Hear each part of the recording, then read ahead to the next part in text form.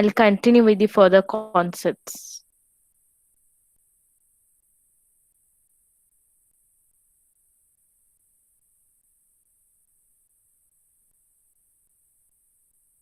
Okay. So I hope the screen is visible to you people. Okay. So in the last class, we have seen the examples that how we can use the mouse events like on click, on delete, on mouse down, on mouse up, on mouse over, and on mouse out, and on mouse move. Okay.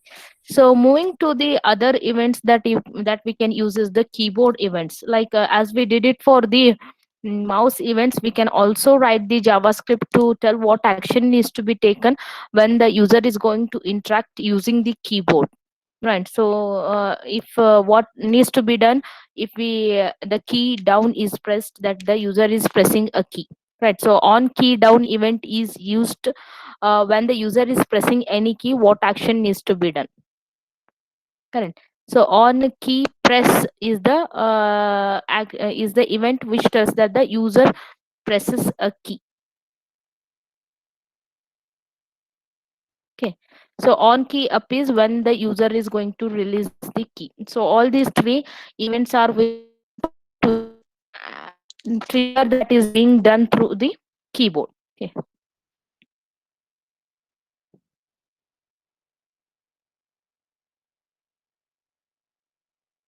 Follow to that, we also have the events from the form. Right. So we have seen the so many form elements while discussing the HTML part of the form. Correct. Right. So form being the most interactive HTML page that is being used through the HTML page. Right. So using that, the most probable action that can be taken for the form fields is the PHP, which is done by the server.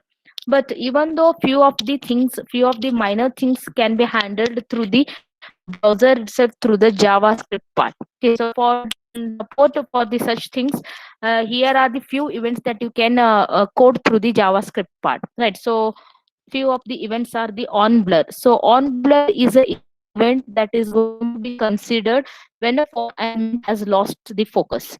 The focus sense, see, currently if you are typing the any input from the form, for example, if you are typing the first name, the most frequent fields in the forms are the first name, middle name, and the last name. Correct.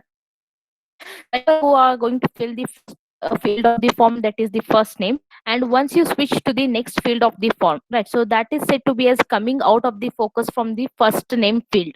Right. So what action, if you want to perform any action to that field whenever the user is going to switch to the other field, leaving the focus from the one field, so that is done with the event known as the on blur. On blur in the sense losing the focus doesn't mean that closing the form itself, you are just switching from the one field to the other field, isn't it? So when you get out of the one of the field, that is said to be as the lost focus. So what action you want to perform for this field, so that is done with the event known as the on blur. Correct. So the change is the one which can be most efficiently used on the fields known as the input text area or even the select. Right. So suppose if any option has been chosen, or else even if you have given the any default option to be chosen by for the any of the input, in such case if the user is going to change that option, or else if the user has provided the one option or given the one input already, and if he wishes to change before submitting it, right, so in such cases if you want to take certain action, or else if you want to highlight that if it has been changed, so in that case you can go for using it on the form field input text area or select. The name of the form event is the on change. Okay, so the name itself tells that when it is going to be executed. So on change event is going to be triggered whenever the user is going to change the already given input. Okay. See, on focus is exactly opposite to the on blur, right? So on blur is switching, coming out of the any of the field. On focus is the something, this event is triggered when the user is going to enter into the some field to give the input. So complementing the on blur event, this is triggered when an element gets focused. That is, whenever you get into the some field to give the input, so that field is said to be as given as a focus. And if you want to give some action to be taken whenever the user is going to give the input on particular field. At that time you can go for using the event on focus. Correct. So on reset is the one, so already you know that the any form will have the two buttons at the last, that is the reset and the submit button, right? So what action do you want to take when you use the reset button? So once the reset has been pressed, so by default the action that is being taken is clearing the all the field fields from the form, isn't it? So apart from that clearing the fields, suppose if you want to write the any other actions to be performed once the user is going to click the reset button, so at the time you can go for using the on reset event, right? So similarly on select is when user selects the some text. For example, if you have typed your name, or else if you might have typed the same any other text in the any of the input, at that time if you select that text, so on such event what action needs to be performed, so that is done by using the on select event, right? So similarly for the on submit, so one of the basic thing or the basic default action that is being performed on the on submit is submitting your form to the respective php server, correct? So apart from that, you if you want something else also to be done when the user is going to click on the submit button, at that time you can go for using the on submit event here. Okay, so these all events will once again discuss with the example, but right now I'll just clarifying you things regarding the events here, right? See, when as far it is concerned with the VTU question paper, I'm not going to guarantee you that the only programming part is going to be asked on these events, right? So apart from the programming part, even as a theoretical part of the question, you might be asked like explain the various form events, explain the various mouse events or the keyboard events, or even the further concepts as well, right? So the you should be even able to write the theoretical explanation of all these events if it has been asked as a theory question. So rest of the things is, however, we'll see how you can use them in your programs. Okay. So coming to the next kind of the events that we are going to discuss here is the frame events, right? So what are the frame events? Frame events are the events related to the browser frame that contains your web page. So these are the events that is going to be happened with respect to the browser where you are running your web page. So that is nothing but the window where you are going to display your web page. So with respect to that window, there are the certain events that you can run here. Okay, so the most important one is the onload event, right? So we'll directly see to the various events here. So rest of the things will we shall discuss it on the examples only. Okay, so these are the events that can be used as a part of the frame events, that is on abort, on error, on load, on resize, on scroll, and the on unload. Correct. So on abort is the one when you are going to stop, or when an object was stopped from the loading. Correct. So if something is being stopped by the browser to the to get displayed on the web page, at that time what action to be taken there? So that is done with the help of the onboard on abort event. So on error is if something is not be able to display, probably an object or the image did not properly loaded on the web page, due to it might be because of the some network issue, or it might be because of the size of the image that is being considered by the browsers. So in such cases probably the image may not be properly displayed over there, right? So in such cases, if you want to give some actions to be taken or some message to be given to the user who is going to see that web page, so in that case you can go for using the on error event. Correct. So on load is the one when you instantly run the web page. So when as soon as you run the web page, that is said to be as loading it on the browser, right?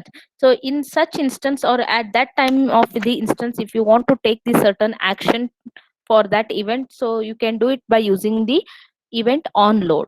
So on resizes, when you try to resize the browser, when you try to change the size of the browser, or either it may be minimizing or maximizing, right? So if some such interactions are being done by the user, so for handling the such events, or if you want to take the actions for the such events, you can do it by considering the event as the on resize here. Okay, so on scroll is the one where you can apply it when you have the much larger content on the web page and when the user is scrolling the window to see the further content. So for such actions or for such triggers, if you want to take the certain actions, that can be done using the event on scroll. Correct. So as with contrast to the on unload is when you unload the document, that is when you close the document. At that time, if you want to, before getting it completely closed, if you want to display something on the some message to the user, at that time you can go for using the event on unload here. Okay, so these all are the events that are being the part of the frame events when it is with respect to the window where you are displaying the web page. Okay, so now we'll see with an example that how each of these events can be used in the program. Okay, so first we'll get into the form events here. Okay, so the all the events that we have so far discussed, we have written here. So before I discuss the what action can be taken, see action, what action is to be taken for the each of the event is left completely to the programmer, right? So depending upon your choice or depending upon the requirement, you might write the any kind of the action that you want to take. But how it can be used, I'm going to show it in these through these examples here. Okay. So first I'll run this program just to show you that what are the different fields that are being taken here. Right. So is this web page visible to you people? Is the form, these are the simple fields that I've taken. Okay. So if it is visible, you can see here that there is a field known as the enter your name. Correct. So you can see here there is a one more field as a enter your city, and there is a one more text field which has the default option of the text here as the hello world. The field name is the some text, and there is a one more field enter your name followed by the here the select element has been used to give the some drop down menu here. Right, so followed by we have the reset button and the submit button. Right, so I have not made it any attractive way of the form here, just to explain you the how you can use it. Correct. So before I show you the how we have written it in the code, I'll first show you the execution so that the things will be more clear to you, right? Okay, so I'll just give my name here. Okay, so enter your name. I have just given the name, and you can see here the still the cursor is in that field itself. That means you are into that field itself. And if I click somewhere outside, that means you are going to get out of that field. So that is said to be as the which event? Can you tell me? If I switch to the other field and coming out of this field, so which event that is going to be considered here? Can you tell me? See, currently I'm in this field where I have given the input as a name here. Right. So if I switch to the other field, if I click my button over this field here, so that is nothing but coming out of this field. So if I want to take the certain actions to be performed, if I come out of this field and switch to the other fields, so which event is considered for that thing? It is on blur, isn't it? So just now I have discussed the few events, few form events, right? So on blur is the one where you are going to take it to come out of that field, isn't it? Correct. So what I have written as a part of the code in the example is if I come out of this field, so whatever the text that I have written, that has to be it be a whichever case I have written the text, everything needs to be converted to the uppercase if I come out of this field. Okay, so that action part has been written in the program, right? So I'll just show you. I'll just click over here. So I don't know how many of you observed it. So I have written this name only by taking the first letter as the uppercase and rest as the lowercase, right? So once I get out of that field, that is if I switched it to the some other fields, it has turned in all the letters into the uppercase here. Okay, so I'll once again show you. So right now I'm this in field. If I switch to the some other fields, the on blur event is triggered. As a part of the on blur action, I have converted the all the text into the uppercase. Okay, so are you able to make that sense? So this is the result of the on blur event. Okay, so at least say yes or no. So I'll just get confirmed whether you are able to see and or you are able to hear whatever I'm explaining. Okay. So the second one is the on focus, correct? So I told you that if you want to include the on focus, so as in this case, enter your city. If I click on this, so just to give the information that currently where the user is trying to interact with which field here. So for that, I have taken for highlighting that field with the yellow color here, right? So that is the result of the on focus event. So I have not taken the on for the all the fields. So none of the events I have repeated for the each of the fields here. So instead, for every field, the different events has been considered to demonstrate you people that how does it is going to make difference if you take the form events through the JavaScript here. Okay, so this is the result of the on focus here. So are you able to see this? Yes, Yes, ma'am. ma'am. Okay. So the next one is here is a text, right? So this is a default text that I've included here to the field some text here, right? So the another one is I think I on select, correct? So if I'm going to select this text, I want the some message to be displayed at the below here. So that is the action probably that has been written for this event here, right? So if I select this text, so if you see that I am selecting this text, and if I select this text, you can see here you selected some text has been the action that is being taken here. But basically, the which event we have considered here on select. So for this field, some text field, we have considered the event as the on select. So that means whenever I select that text, it has to perform some action. So the action that is being considered for this event here is as soon as I select this text, it is going to display some message over here. If you have not yet concentrated, I'll just refresh the web page and I'll show you once again. So as soon as I select this text, I think you are able to see the some action that is being performed here. Correct. Okay, so we have seen the how many events here on on focus, and the on select here. Right. So one more thing we'll see here. So this is a drop down menu. So you can see here by default the first option has been chosen here, Chrome. Right. So if I change this option, so if I select the some other option here, if the user selects the some other option from this drop down menu here, so which event needs to be triggered for this? The on change event. So on change is the event which is going to be triggered whenever the user is going to change the option that has been already selected.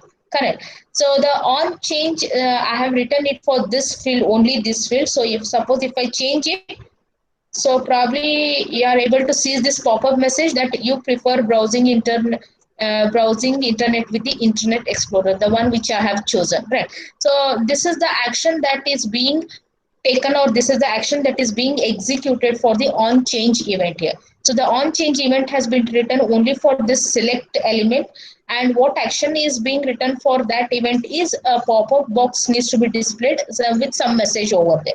Okay, so this is what is done for the on change here. Correct.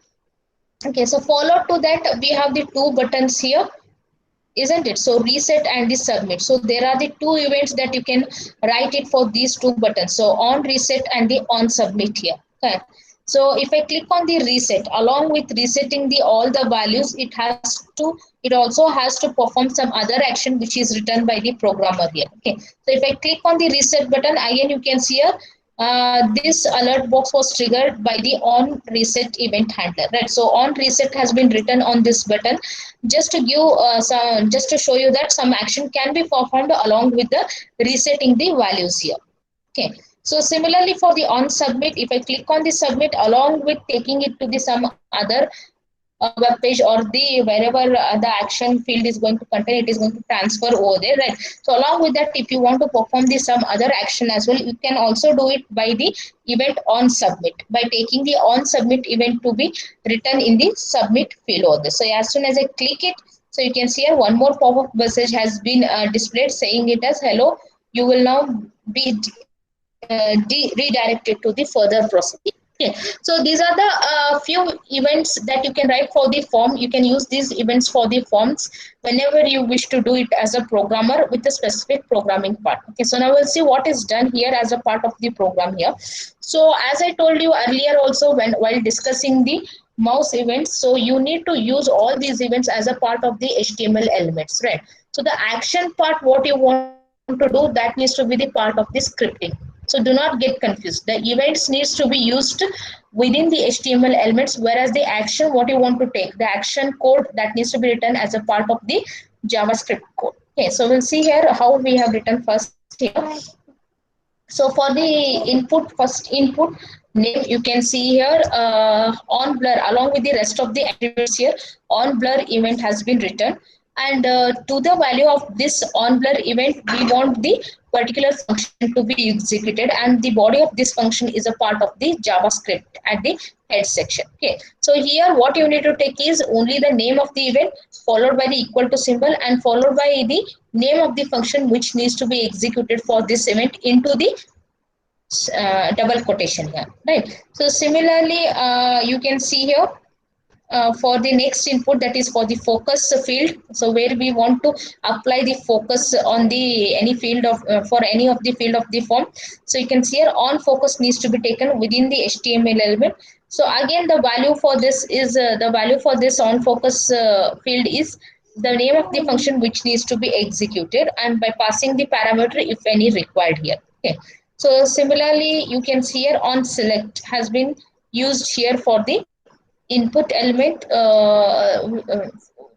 with the event name as a on select, and again similarly the name of the function that has to be executed for this event here, right? So on reset, so you can see here the on submit and the on reset, right? So as I told you that the rest of the events what we have defined, we have used with that respective element itself there. But as far it is concerned with the reset and the submit events, you are not supposed to take when you are creating those buttons. So instead you need to take them within the form element. So this thing you need to remember here, right? So you need to remember along with the action attribute within the form element itself. Suppose if you want to write any action to be performed for the reset and the submit, those events needs to be taken as a part of the form element itself, right?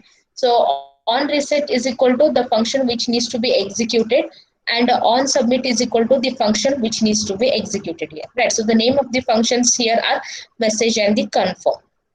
Right.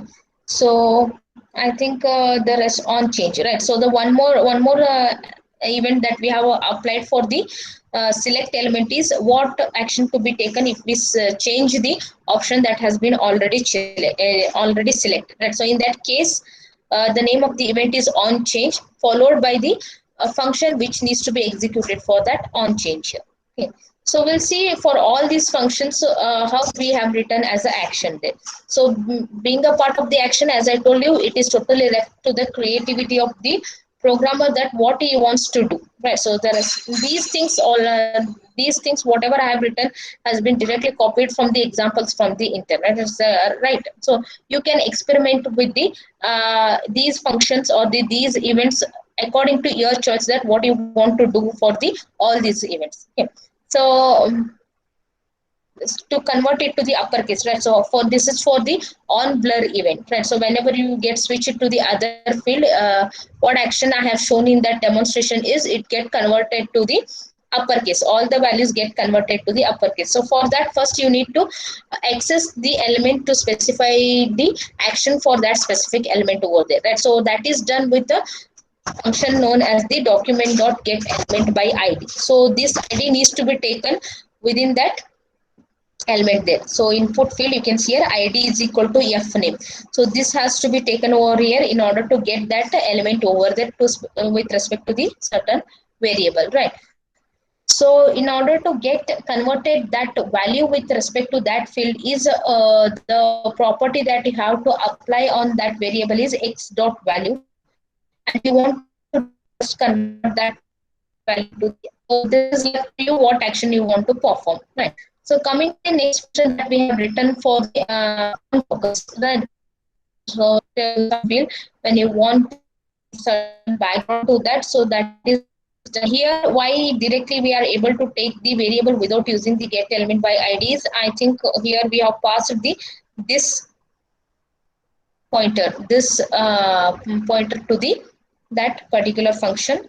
So that's why it is going to point to the current object over there. So wherever it is being referred, that current object is referenced here, with the help of which we'll be able to directly apply the style with background as a yellow over here. So the next one is for the on select. This function is for the on select.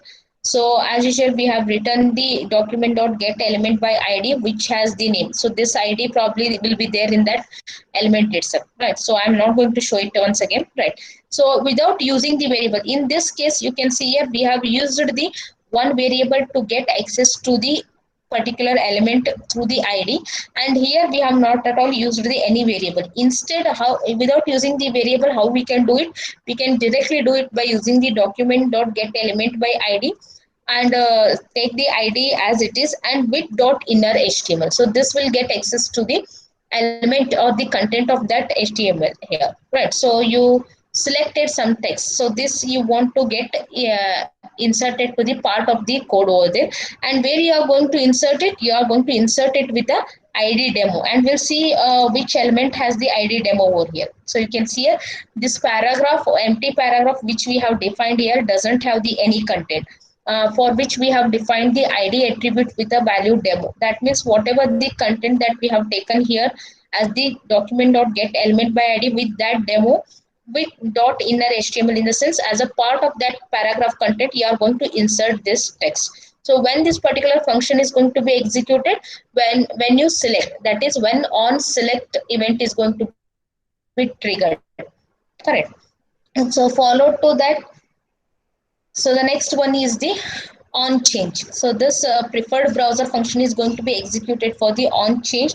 So which has to be executed, which needs to be executed whenever the on change event is triggered. And when the on change event is triggered, when the user is going to change one of the option from the drop down menu, right? So in that case, how to get access over the document dot form of zero dot browsers value. So you are trying to access the first element from this select here, right? So which has been already chosen here, so you are going to select the whichever the element that has been chosen here on the triggering this on change event here, correct? So in this case, what you want to do, whenever that on change is going to be triggered, you want to just give the pop-up message with the help of the alert method with this text message over there, right? So similarly, the next one was for the, this function is for the on reset. So when the on reset button is clicked, it has to simply give an pop-up message with the text as a this alert box was triggered on the reset event. So similarly for the on submit as well. So on for the on submit, it has to display this message over there. Right. So this is how this is just an one example that how probably you can use the form events and how you can write the actions as a part of the JavaScript for the based upon the whenever the respective events is going to be triggered over there. Right. So is everyone at least you got an idea that how these events are going to be handled and how it is going to make difference if you use these events on the form fields? At least we were able to make the sense.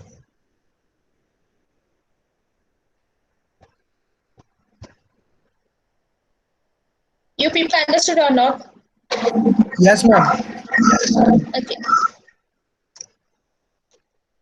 So please do not worry about all these examples that how it needs to be used. Once you start practicing them, you will be able to use them effectively, right?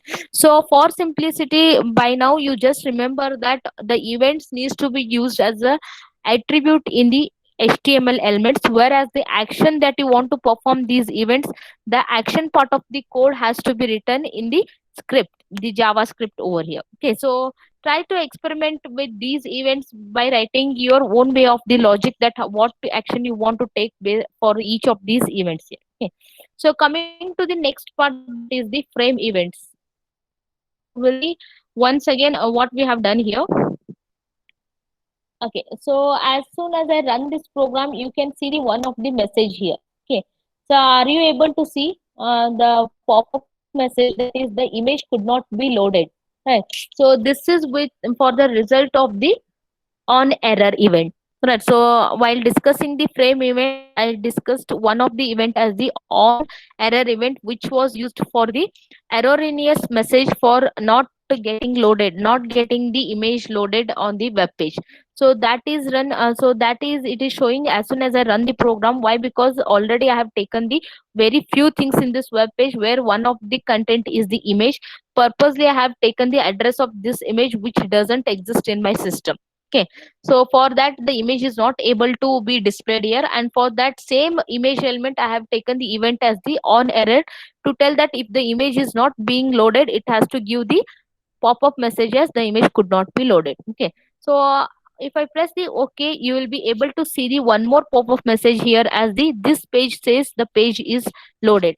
So this is the result of the on load event. So as soon as I run this web page, it got displayed with both the alert messages here. The first one is this itself, that is page is loaded, which is the result of the on load, which is to be taken in the body of the element. So tells that as soon as the body is displayed on the this browser, it has to get some actions to be performed, that is because of the onload event. And as a part of the action, only the alert message has been taken, that is the pop-up message has been taken, which contains the page is loaded here. Okay, so I'll just click OK here. So we have just seen how it is going to make difference if we use the onload and the on error events for the frame here, right? So one more here is the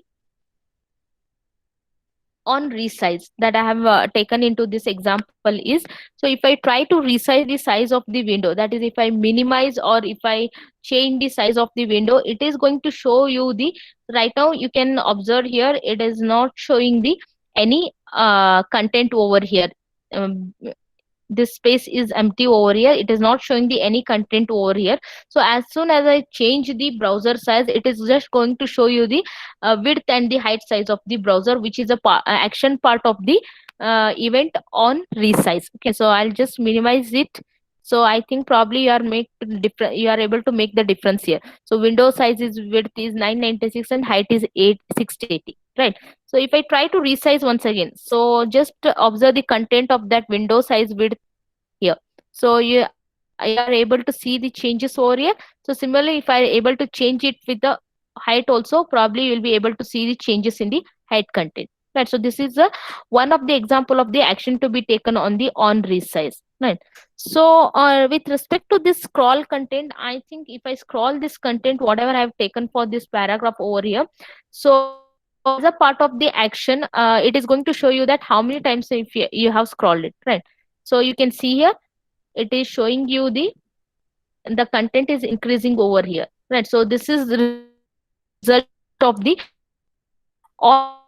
So as I have taken this as having the text area which has the scroll bar attached to it. So in that case, you can see here as a part of the action, so on scroll event is going to be triggered, and as a part of the action, it is just going to be executed. So these are the few examples for the frame events that I can write here, and we'll see how it is done in the programs now. Right. So as usual, the all these events needs to be written as a part of the HTML elements itself, right? So for the body section, you can see here, as soon as the body is loaded, that is as soon as the web page is loaded in the browser, it has to trigger the onload event. So onload is going to be executed once the web page is opened in the browser, and for which the my function has to be executed as a part of the action here. So similarly, when we try to resize that window, it also has to be written within the body element itself. The name of the event is on resize, and for which the my function one function is to be executed as a part of the action for this event on resize here. Correct. Okay, so here you can see here for the image, I told you that purposely I have taken the name of the image which doesn't exist in my system.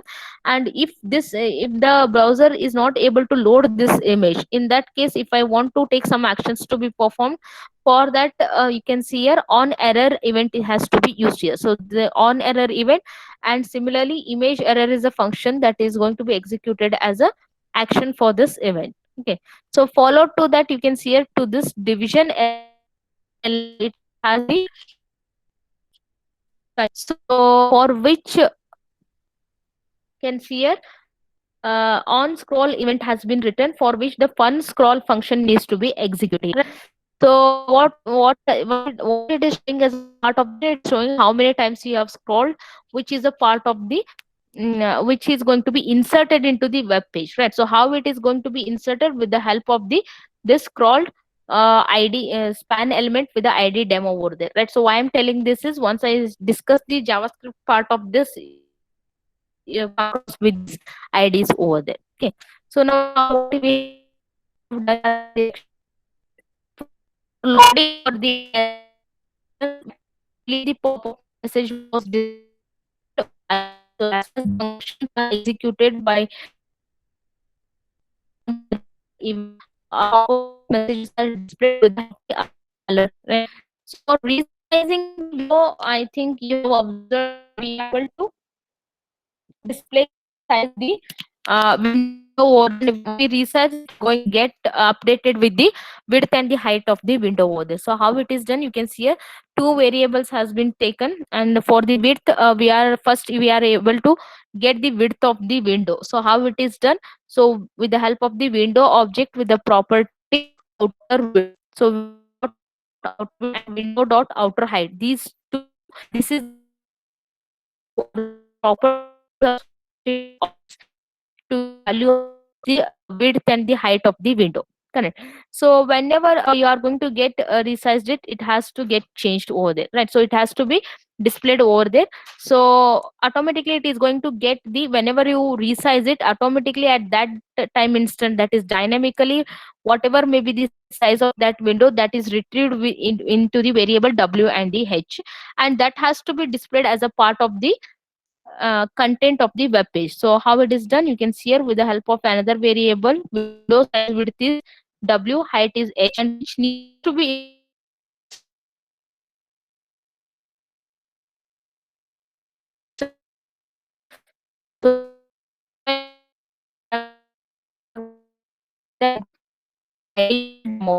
so first you need to access that content, and you want to insert this into that into the paragraph, empty paragraph, which is done with a property known as the inner html is equal to text. Okay, so this action is performed when you try to resize the window. Okay, so similarly when you window, again you are going to access the element with the id content, and to the part of that content you are just going to increment the value of the x. Here you can see here the x value has been initialized, and whenever you scroll it, whenever this function is going to be executed, every time you scroll, so no matter how many times you are going to scroll, every time the value of the x is incremented by 1, which will be inserted into that paragraph content over there. Okay, so these are the few examples that how you can write the frame contents.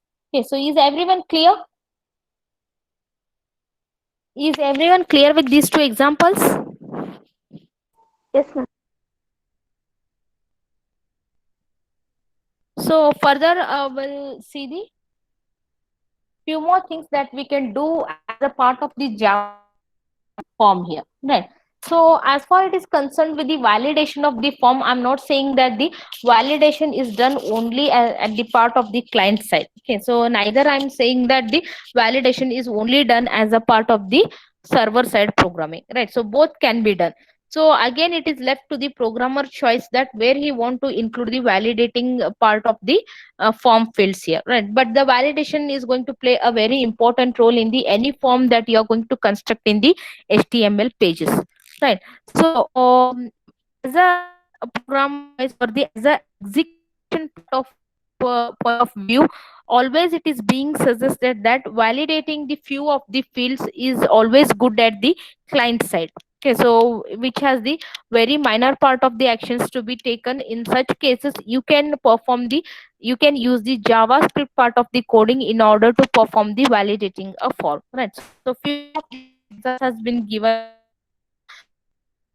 over there. You can check is left empty or not. Right? So however you can use the mandatory field, the required attribute within the field itself, to make them alert that whenever if the user is not going to fill any of the field, he will be given automatic message over there to fill that field, right? So apart from that, even if you write if you want to code it with the help of the javascript to check out if any of the field has been left empty or if any of the field has been not filled by the user, at that time you can even use the JavaScript part of the code to do this kind of the validation here.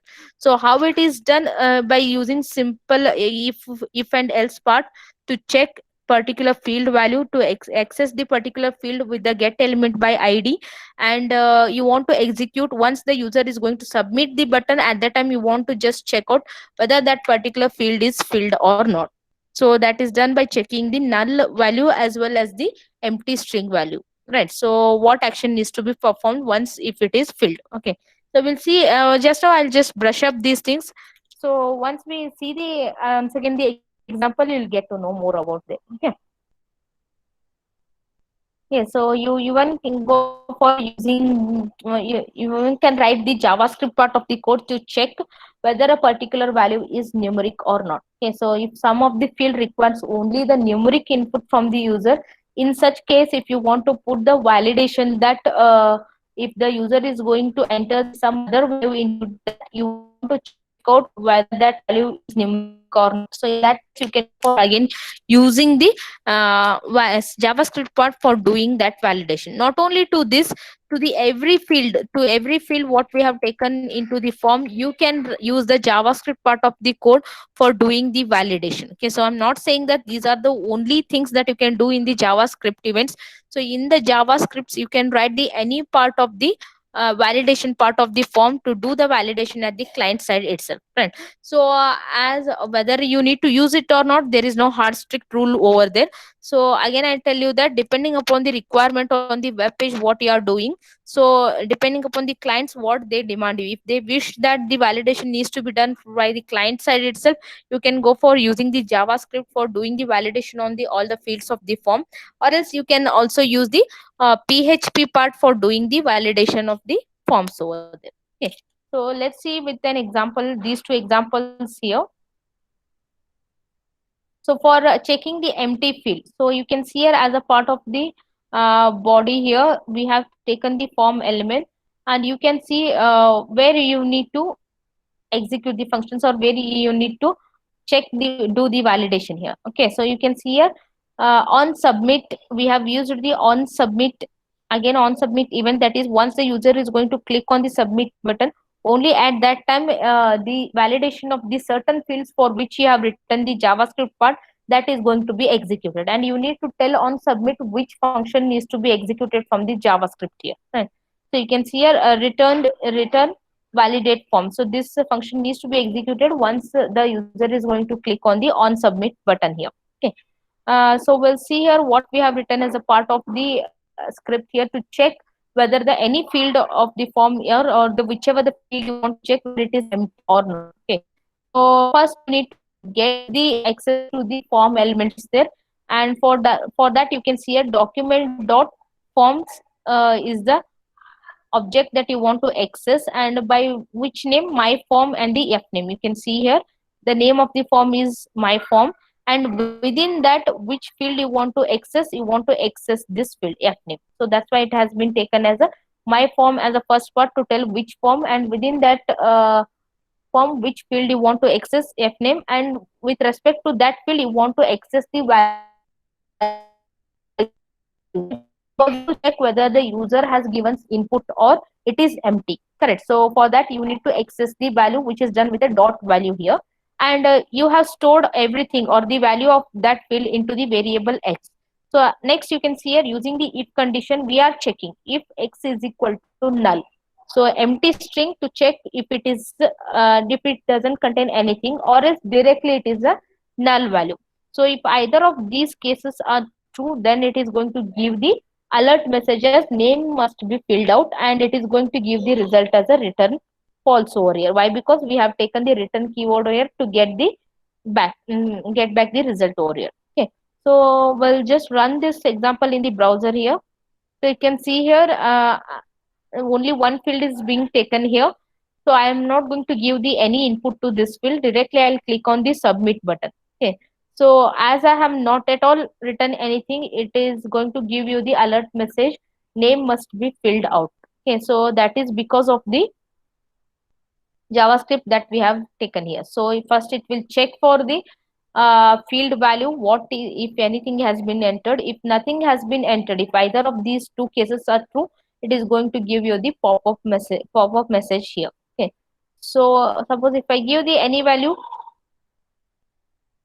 if I give the any value, so if I click on the submit button, it is not going to do anything, right? So it is not going to give, because it is not going to give you the pop-up message. Why? Because you have given the some input in it, so the name field is not empty over here. Okay, so similarly, to check the any particular input field is only the numeric value or not. Suppose if you have designed the a form page or the some one of the field of the form to take only the numeric value, so in that case, you can go for using the checking for the numeric value over here. So let me check what we have taken here. Okay. First I'll run this program. Okay. So this is restricted to take, this field is restricted to take the values from the only 1 and 10 here. Right. So again, you can put the restriction from the range of the values as well here. So you can put the restriction that user has to supposed to enter only the value from the 1 to 10, right? So suppose if I enter the, first we'll check with the any characters over here, and if I click on it, so it will give you the result as a input not valid, right? So instead of alert here, we have taken the content to be added as a part of the web page itself to show that input is not valid, right? So apart from that, what we will do, will give to try to put the larger numeric value here, and we'll click the submit button, and again it is giving you the result as a input not valid, right? So we'll try to put the 9 here, and I'll submit. So input okay, it is going to give you the acknowledgement as the input okay here. So now we'll see how it is done as a part of the JavaScript here. Okay, so at least by now you are able to I hope you people are familiar with the method document dot get element by id, right? So whenever you want to access with a specific element from the HTML part into this JavaScript, you have to go for using the document dot get element by id, and the id needs to be the same one which you have used here. So this is the input field which has been created, which has just the empty text box over there, so which doesn't have the any label for that, right? So for which we have used the id with the value as a num. We want to access we want to point to this specific content of the web page, right? So which is done with the document dot get element by id with a num value dot value. So why dot value? We want to access the value entered by the user, right? So we want to access that value which will be stored into the variable x, right? So the next thing is how we need to check whether it is a numeric value or not, along with the range, if we want to specify. If you don't want to specify the range, and if you simply want to check it out only if it is a numeric or not, at that time you can go for using only the nan function. So is nan is a function which is going to tell is it a numeric value or not. Okay. So if at all if it is a numeric, then next part is going to check for the range between the 1 to 10 here. Okay, so if it lies between this condition, that is if it is a numeric and that too between 1 and 10, it will put the value of the text variable as a input. Sorry, if the condition, I think the condition is reverse over here. If it is not a numeric value, it is NaN, in the sense it is not a numeric value. And if it is the out of the range, that is if it is greater than less than 1 or the greater than 10, in that case it is going to get the value of this variable as the input not valid. And in the rest of the cases apart from these conditions, it is going to take the text variable value as the input okay, right? So in that case, next part is you need to put this value into the some part of the HTML, that is done with again here into this paragraph, empty paragraph with the id value as a demo here. So document dot get element by id with the demo, and put that content, the text content, into this inner HTML with the help of the property inner HTML is equal to text. So that means this text is going to be put into this paragraph depending upon the condition over here. Okay, so these are the only two simple examples to demonstrate you that how you can do the validation for the fields of the HTML, right?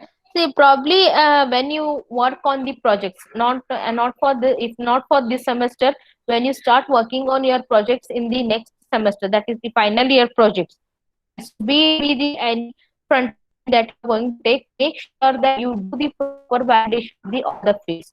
Suppose if you're working on the web development application itself, make sure that you create the proper validation for the each of the field that you take. For example, for the simple name field itself, so you can put the validation like it should have only, you should take only the characters as the input, and that too you can put the restriction on the how many characters. For example, you can put the restriction that character range can be from 5 to 10 or 5 to 20 to tell that the name should be for how many fields, right? So similarly you can also put the restriction on the field phone number, right? So for the phone number you can use a regular expression for defining the validation over there.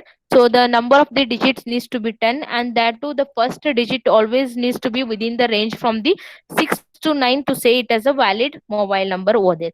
So similarly for the rest of the fields also, depending upon the creativity of the validation, you can use the any part of the action that you want to write for the JavaScript over there. Okay, so I hope it is clear for you people here. So, did you understood till here? This is the end of the JavaScript chapter part from the third module. From the next class onwards, we'll begin with the PHP part. Okay. So, right now, is it clear? Or else, does anyone have the any doubts here?